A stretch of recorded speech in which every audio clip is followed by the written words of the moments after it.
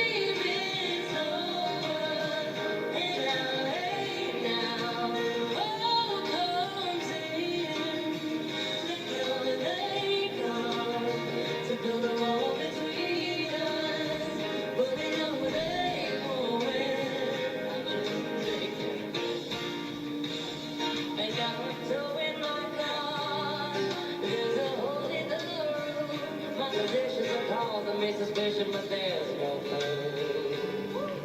All that I gotta say, in the paper today, it tells of what it already, but you turn right over to the TV page. I got the lyrics hidden right over here. Hey now, don't dream it on. Hey now, oh, let come, to build a wall between us.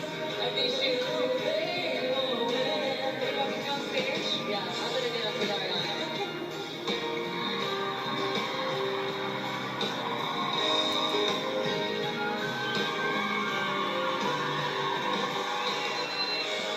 Thank you all so much for being here. Sorry, on stage. Thank you.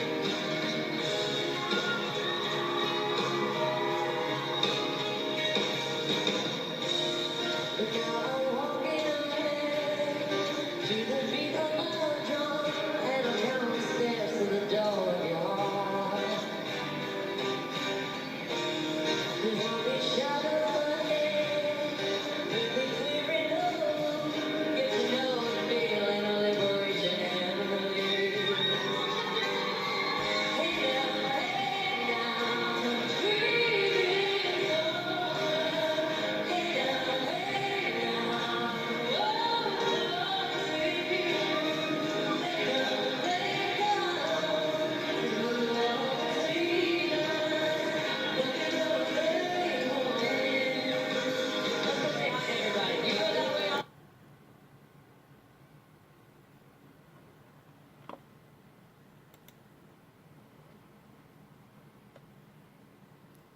community that I'm here to slang is the medicine that the world really needs right now. So I want to thank you for being just that. And I want to also say I had the pleasure of meeting Olivia's mommy a few days ago. And as soon as I met her, I started crying and I gave her a big hug. Did she know And she said Jesus? that I should stop crying because Olivia wouldn't have wanted me to cry. And then she told me that Olivia would have wanted to hear the hits. Y'all ready to have some fun? Come on. But now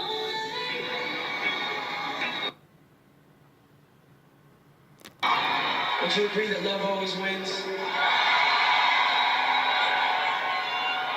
It's an honor for me to be here. And maybe I should just play some music, right?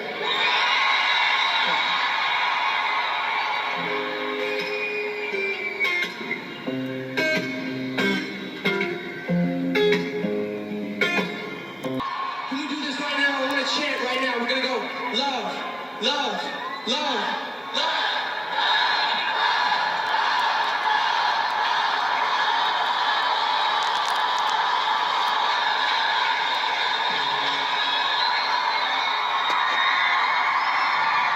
Love always wins in the end. Thank you so much.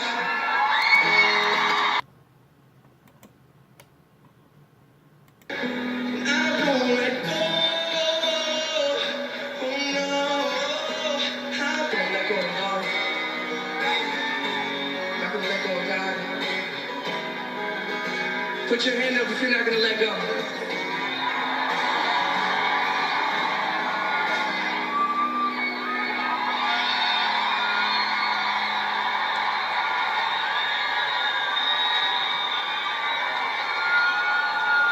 God is good in the midst of the darkness. God is good in the midst of the evil. God is in the midst. No matter what's happening in the world, God is in the midst. And He loves you. And He's here for you. I just want to take this moment to honor the people that were lost or that were taken. We love you so much. To the families, we love you so much. Put both hands up to honor those people right now. Everybody say, we honor you. And we love you.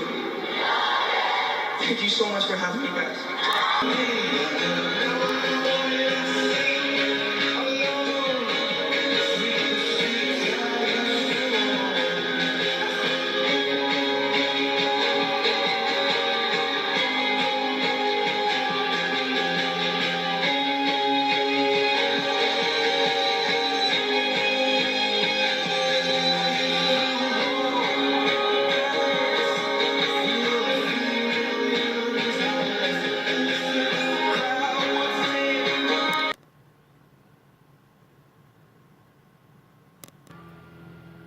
So in less than 200 years, Islam went from not existing to being the religious and political organizing principle of one of the largest empires in the world. And that story begins in the 7th century CE when the angel Gabriel appeared to Muhammad, a 40-ish guy who made his living as a caravan trader, and told him to begin reciting the word of God. Initially, this freaked Muhammad out, as, you know, it would, but then his wife and a couple other people encouraged him, and slowly he came to accept the mantle of prophet. A few things to know about the world Islam entered. First, Muhammad's society was intensely tribal. He was a member of the Quraysh tribe living in Mecca, and tribal ties were extremely important. Also, at the time, the Arabian Peninsula was like this crazy religious melting pot. Like, most tribal Arabs worshipped gods very similar to the Mesopotamian gods you'll remember from episode 3. And by the time of Muhammad, cult statues of many of those gods had been collected in his hometown of Mecca in this temple-like structure called the Kaaba. But Arabia was also home to monotheisms like Christianity and Judaism and even a bit of Zoroastrianism, so the message that there was only one God wouldn't have been like as surprising to Muhammad as it was, for instance, to Abraham. Also, and this will become very important, the northern part of Arabia was sandwiched between the Byzantine Empire and the Persian Sasanian Empire, and you'll remember those guys were always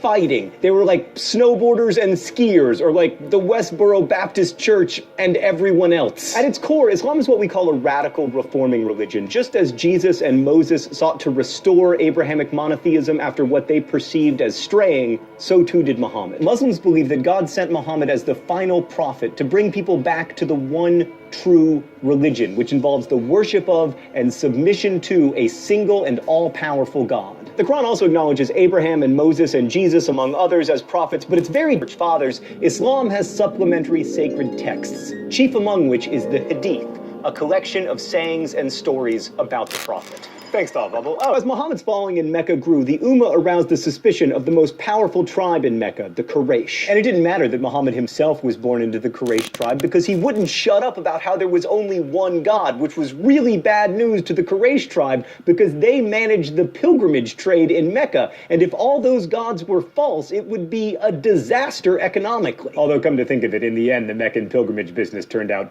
just fine. So the Quraysh forced Muhammad and his followers out of Mecca in 622 CE, and they headed to Yathrib, also known as Medina. This journey, also known as the Hijra, is so important that it marks year zero in the Islamic calendar. In Medina, Muhammad severed the religion's ties to Judaism, turning the focus of prayer away from Jerusalem to Mecca. Also in Medina, the Islamic community started to look a lot more like a small empire than like a church. Like, Jesus never had a country to run, but Muhammad did almost from the beginning, and in addition to being an important prophet, he was a good general, and in 630, the Islamic community took back Mecca. They destroyed all those idols in the Kaaba, and soon Islam was as powerful a political force in the region as it was a religious one. And it's because the political and religious coexisted.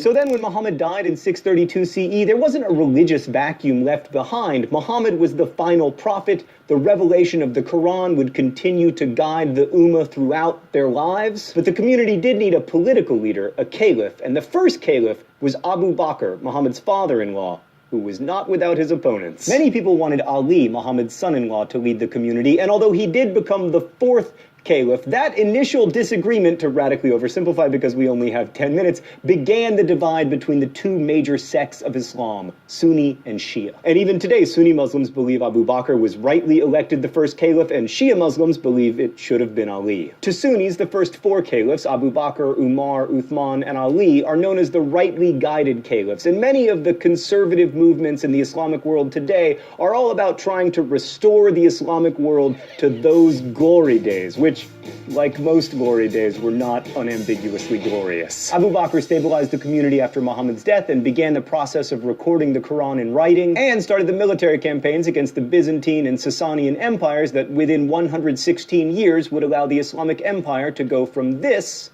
to this. His successor Umar was both an uncommonly good general and a brilliant administrator, but like so many other great men, he proved terrible at avoiding assassination, which led to the Caliphate of Uthman, who standardized the Quran and continued both his predecessor's tradition of conquest and his predecessor's tradition of getting assassinated. Then Ali finally got his turn as caliph, but his ascension was very controversial, and it ultimately led to a civil war, which eventually led to the emergence of Uthman's tribe, the Umayyads, as the dynasty that would rule over an ever-expanding Islamic empire for more than 100. Much is true, the early Islamic empire was really good at winning wars. And situated as they were between two very wealthy empires, the Byzantines and the Sasanians, there was plenty to fight for. The first of all were the Sasanians, the last non-Muslim successor to the Persian Empire. They were relatively easy pickings because they'd been fighting the Byzantines for like 300 years and they were super tired. Also, they had recently been struck by plague. Plague, man, I'm telling you, it's like the red tortoiseshell of history.